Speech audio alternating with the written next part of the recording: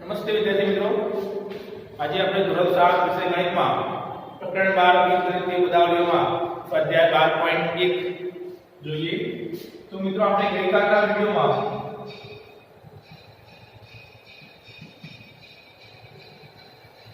પ્રશ્ન 1 જોયો હતો અને ત્યારબાદ પ્રશ્ન 2 જોયો હતો. આજે જોઈએ પ્રશ્ન 3.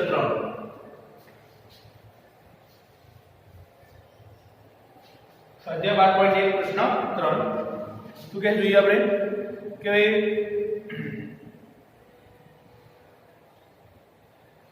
અહીંયા આપણને નીચે આપેલી પદાવલીમાં પદનો સંખ્યાત્મક સહગુણક શોધી લખો. શું કહે છે પ્રશ્ન તમને કે ભાઈ સંખ્યાત્મક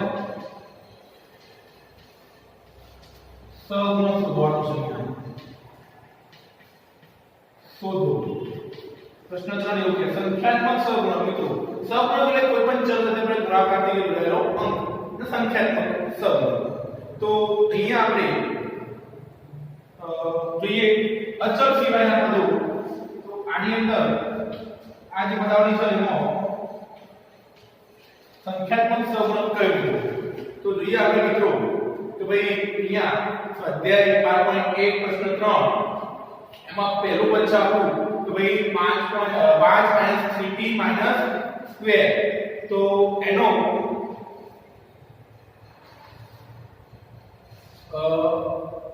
એમાં બે પદ છે, એક અચળ પદ છે અને બીજું છે ચલવાળું પદ છે. તો અચળ પદમાં આપણે ખાસ એ જોવાનું છે કે ભાઈ એમાં સંખ્યાત્મક પદ કયું, તો એ પણ આપણે ખાસ અહીંયા જોવાનું છે. તો એ પણ અહીંયા તમે જુઓ તો આપણો અહીંયા જવાબ છે બે રીતે આપણે લખી શકીએ. અહીંયા કે ભાઈ અહીંયા લખીએ પદ અહીંયા બે પદો છે પદાવલીમાં 5 3t સ્ક્વેર. તો 5 એ અચળ પદ છે મિત્રો, પણ 3t સ્ક્વેર એ ચલવાળું t ચલ છે. તો આપણું ચલવાળું પદ છે -3t વર્ગ. અને એમાં સહગુણક કયો થશે? સંખ્યાત્મક સહગુણક મિત્રો. તો સંખ્યાત્મક સહગુણક અહીંયા આપણો -3 ચલ એ t એ ચલ છે આપણો, -3 એ આપણો આન્સર આવશે. ચલો ત્યારબાદ જોઈએ બીજું પદ કે 1 + t સ્ક્વેર + t નો ઘન. તો મિત્રો અહીંયા તમે જુઓ તો આપણને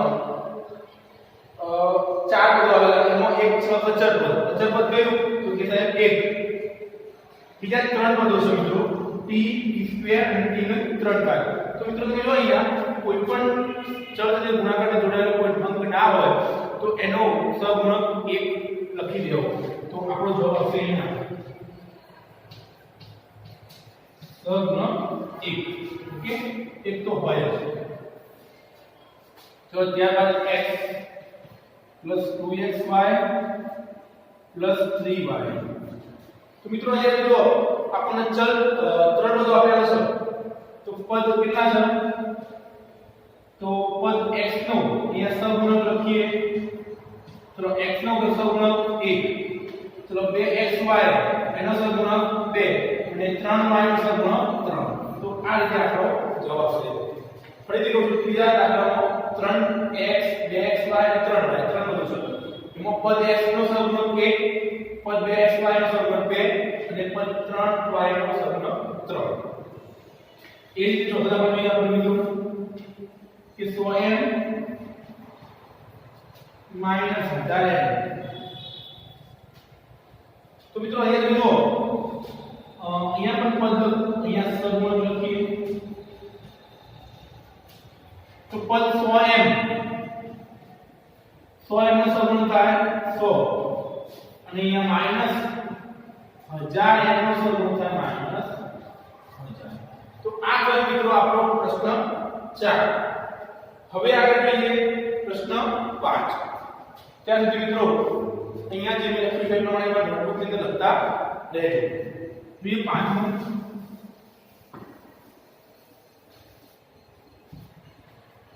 v -p² q² plus 7pq. તો મિત્રો અહીંયા તમે જુઓ તો કે અહીંયા કેટલા પદો છે?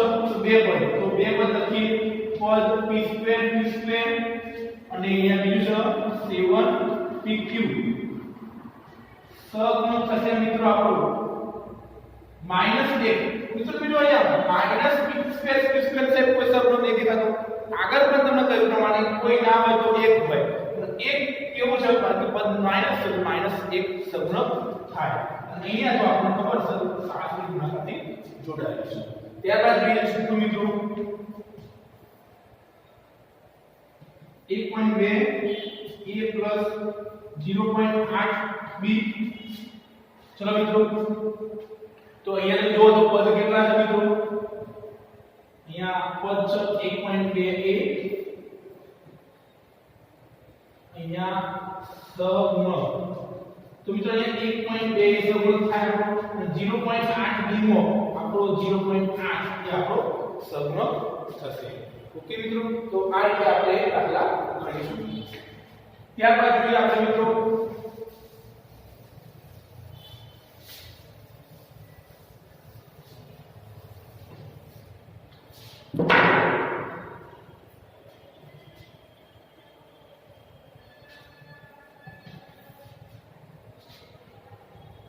સાતમું જોઈએ મિત્રો કે 3.14 r2 એક જ પદ મિત્રો અહીંયા. તો આપણો સહગુણક અહીંયા ડાયરેક્ટ સહગુણક લખી દઈએ કે એક જ પદ સહગુણક હોવા જ નહીં. અહીંયા 3.14 એ આપણો આન્સર થશે મિત્રો. તો આ છે આપણો પ્રશ્ન મિત્રો.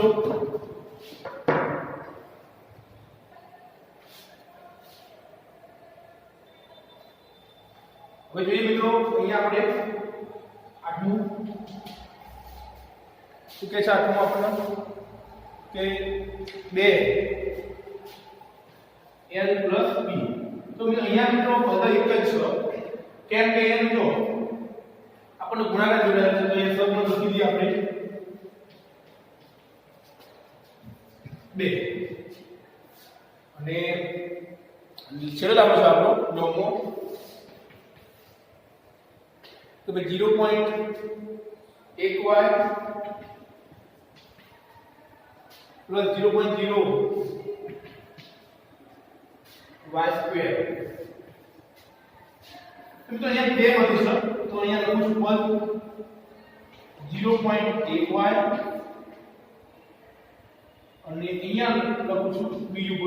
તો અહીંયા થશે 0.1 અહીંયા થશે મિત્રો 0.01y2 અને એનો થશે 0.1.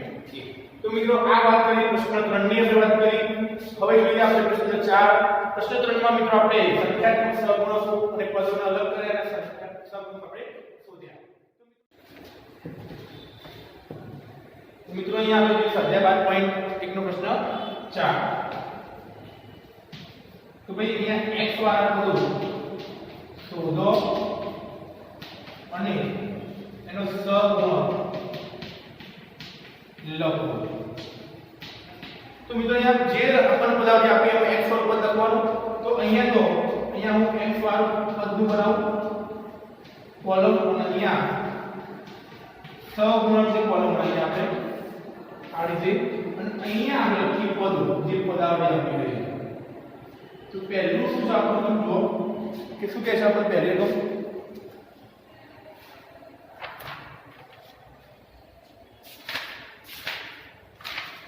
पहली पदावली जो अपने पास है कि y2x + y y2x + y. तो અહીંયા જો x વાળું પદ છે એ પદ લખવાનું તો ભાઈ y2x. હવે અહીંયા x વાળું પદ છે એનો x નો સહગુણક કયો? x ની ગુણાકારમાં જોડાયેલું છે તો કે થાય y. તો અહીંયા સહગુણક થાય આપણો y2. બીજું જોઈએ બીજી રકમ શું કહે છે આપણને કે ભાઈ 13y2 -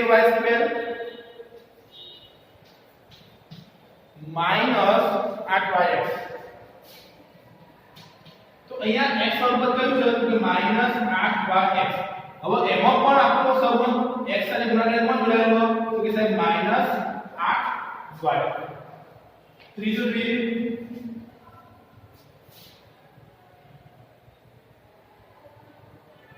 x + y + 2 x + y + 2 ચલો એમાં x વાળું પદ કયું મિત્રો તો કે સાહેબ એક જ છે અને એનો સહગુણક 1 આપો ત્રણ પદો છે એમાં x વાળું પદ પોતે છે એનું સહગુણક થશે 1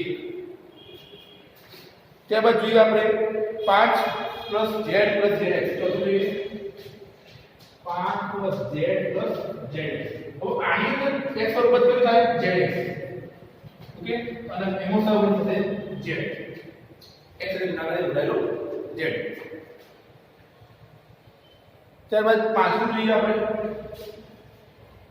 શું કહે છે 1 + x + xy 1 + x + xy તો અહીંયા તમે જો તો કે સાહેબ xy પદો બે છે એક તો x અને xy x નો સહગુણક 1 થશે અને પેલા એનો સહગુણક y થશે ઓકે ચલો અને ચેપ્ટર જોઈએ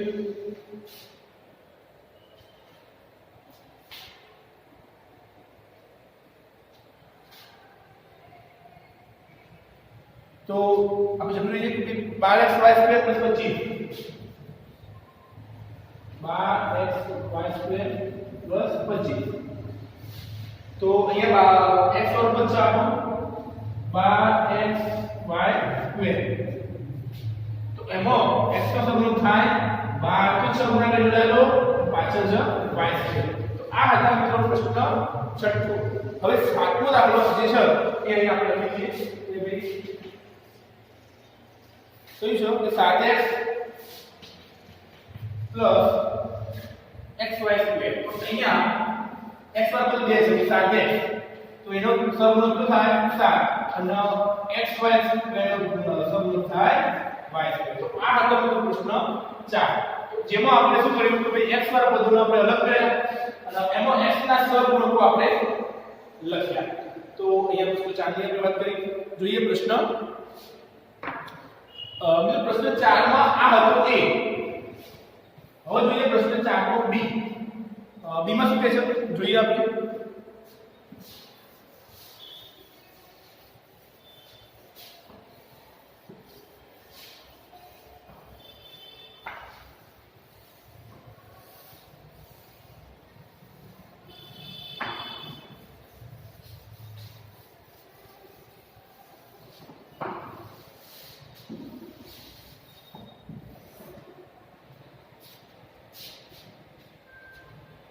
चलो प्रश्न 4 નું બી તમે y વાળું પદ શોધો અને હવે મિત્રો પ્રશ્ન 4 નું બી શું કહે છે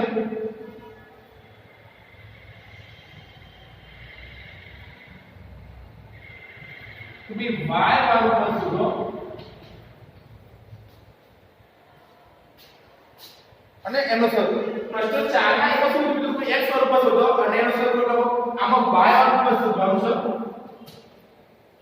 અને એનો સહગુણક શોધો ચલો તો સેવન કોલમ માં અહીંયા બધા પદ લખીએ અહીંયા y વાળું પદ લખશું અને અહીંયા એનો સહગુણક તો પહેલું શું કહેશું કે ભાઈ 8 - xy² 8 -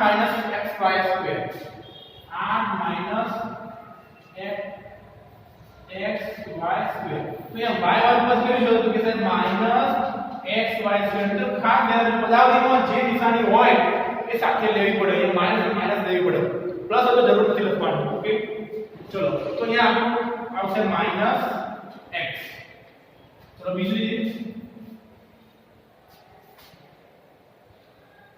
5y² + 7x તો અહીંયા y વાળું પદ કેવું આવશે આપણું આ 5y² જેમાં આનો સહગુણક આવશે 5 ને છેલ્લો જોઈએ પ્રશ્ન 4 નો b નો કે 2xy x² - 15xy²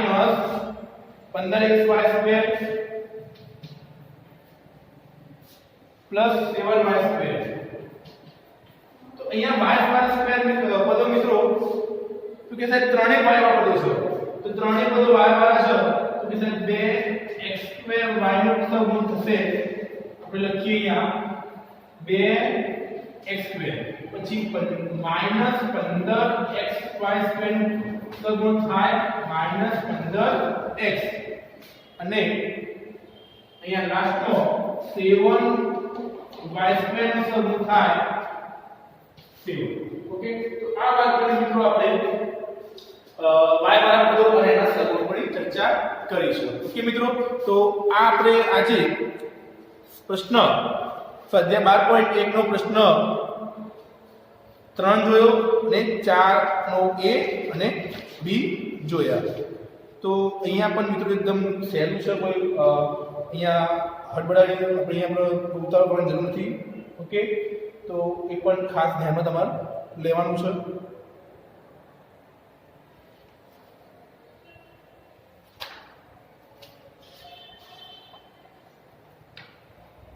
ચલો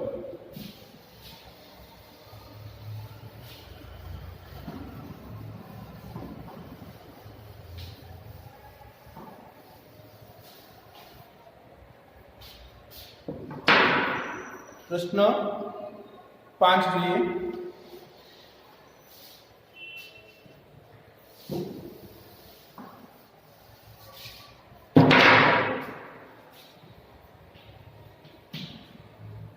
ભાઈ નીચેના પદોનો એકપદી, દ્વિપદી, ત્રિપદી.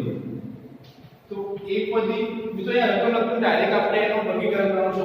એકપદી કોણ કહેવાય, દ્વિપદી કોણ કહેવાય ને ત્રિપદી કોણ કહેવાય. તો અહીંયા આપણે એકપદી લખીએ, અહીંયા દ્વિપદી લખી અને અહીંયા ત્રિપદી. તમે તમારી ચોપડીની અંદર એ પ્રમાણે લખતા રહેજો. ચલો કે સાહેબ પહેલું કઈ છે કે 4y - 7z, તો આવશે દ્વિપદી પદીમાં કાંઈ બે પદો છે 4y અને 7z. ચલો બીજું છે y² કે સાહેબ y² એ એકપદી છે. ચલો પછી કે x + y - xy, તો ત્રિપદી x + y - xy ત્રિપદી છે. ચલો 100 100 તો એકપદી છે. ચલો ab - a - b, તો ab - a - b ત્રિપદી છે. ચલો 5 - 3d 5 - 3 દ્વિપદી છે. ચલો 4p² q - 4pq², તો -4pq² એ દ્વિપદી છે. 7mm એ દ્વિપદી છે. ત્યારબાદ મિત્રો જોઈએ z² - 3z, તો એ ત્રિપદી છે. z² -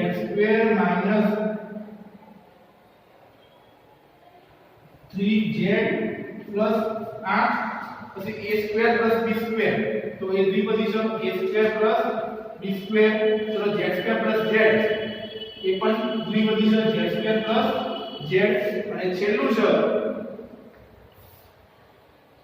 a + x + x² એ ત્રિપદી છે.